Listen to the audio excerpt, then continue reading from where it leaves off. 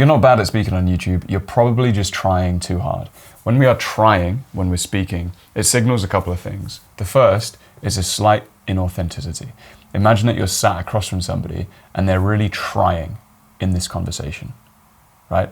If you found that that person was trying, if they had an energy of they're trying really hard to do what, we don't know, but they're trying at least, we're gonna feel a slight disconnection from that person because we don't want them to try, we just want them to be themselves. So it's a signal of inauthenticity.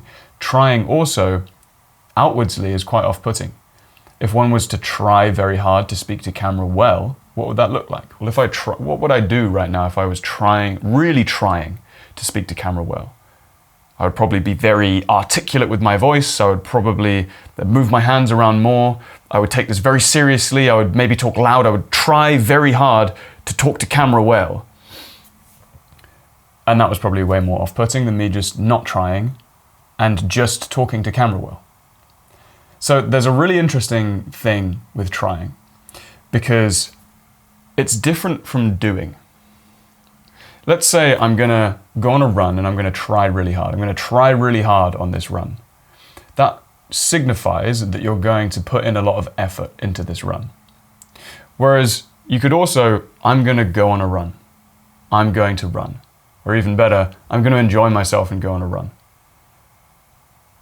One doesn't necessarily mean that you're running faster or harder or a longer distance. One just means that you're gonna suffer more, which is I'm gonna try really hard. And so how this converts into talking to camera is that if you are finding yourself trying hard, your body will be tense, your mind will be overloaded, and at the end of the recording, you will press stop and your body will probably physically slump. You'll probably be like, oh, okay, I just recorded myself for like 10 minutes. Whew, cool, now I can be myself again. And that's the opposite of what you want, right? In an ideal world, you want to be going about your day being yourself, press record, talk like yourself, press stop record, and continue talking like yourself. The whole thing is, in some ways, effortless. You're in a flow state. And so there's a couple of different ways that we can start to stop trying more and start just being on camera. And the first way is to see yourself rather than it's all about you and what you output to camera. And instead, see yourself as a conduit.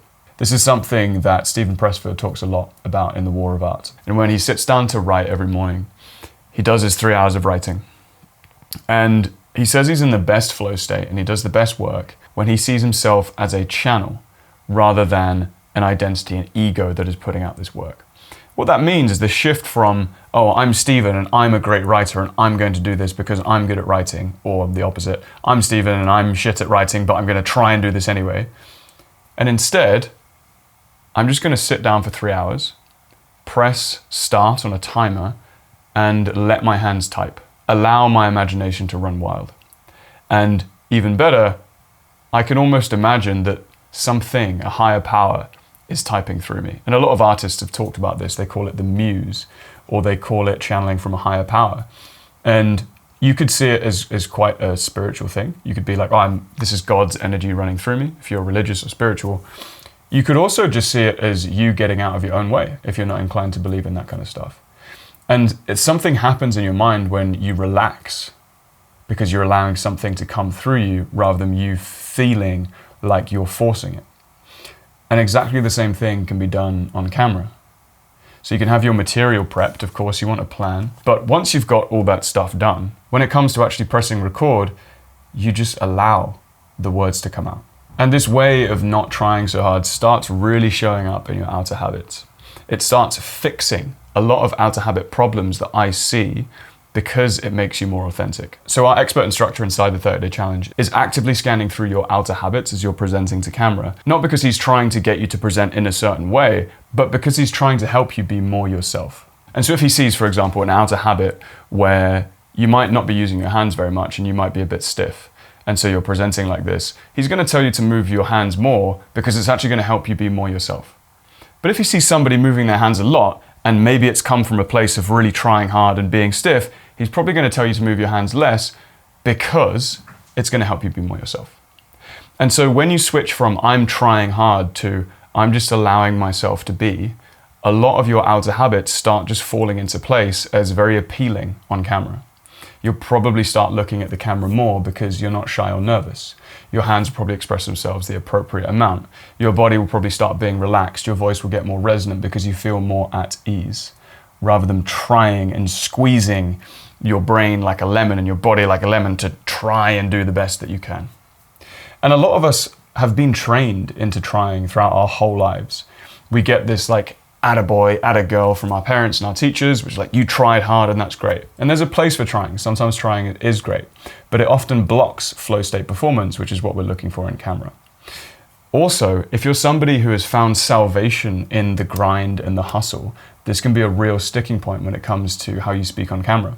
I had a member inside one of my programs last year, and he was a guy who he had gone through some depression, and the way he found his way out of depression was through the grind. It was by hitting the grindstone and just being super disciplined and trying really hard, right? And that can serve you for a period of time, for a period of life. But what happened was when he joined the program and he was making videos, what was he doing? I'm gonna try harder than anyone else and I'm gonna give this my all and try. And the main piece of advice I was giving him was, hey, what happens if we try less? What happens if we let down the guard? We stop trying to be anything else or anyone else, and we just see what comes out.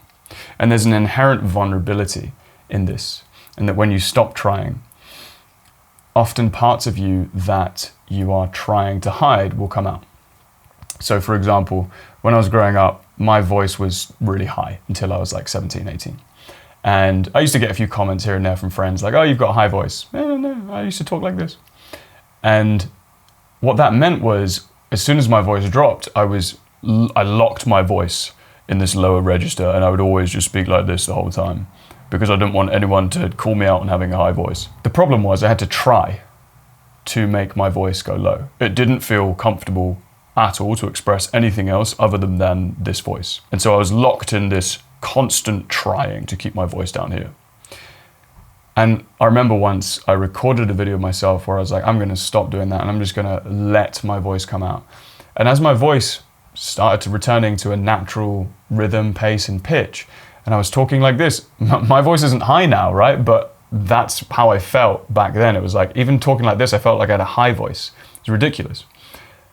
But what happened is, as I stopped trying, it felt very vulnerable. Like I felt naked, speaking in a voice that wasn't locked in a monotone. And when you start feeling quite vulnerable and naked, not through what you're saying necessarily, like saying something very vulnerable, but if you feel quite vulnerable in how you're saying something, it's usually a really good sign that you're starting to get in touch with more of your authenticity. And so next time you talk to camera, I invite you to stop trying and just see what happens when you totally let go. Allow your words to come through you. Allow your guard to be dropped. Allow yourself to be a channel rather than a self and an ego, and just see what comes out. And if you do find that this is slightly uncomfortable, slightly vulnerable, then you've probably started to tap into something a lot deeper and something a lot closer to who you truly are. If you want a free guided meditation to help prep you to be in an ideal state before you talk to camera, you can grab that for free in the description below. And if you would like feedback on your speaking from an expert instructor at a ridiculously low price, you can get that all inside the 30-day Talking to Camera challenge. And if as soon as you talk to camera you struggle from overthinking everything, this video is going to solve that problem for you.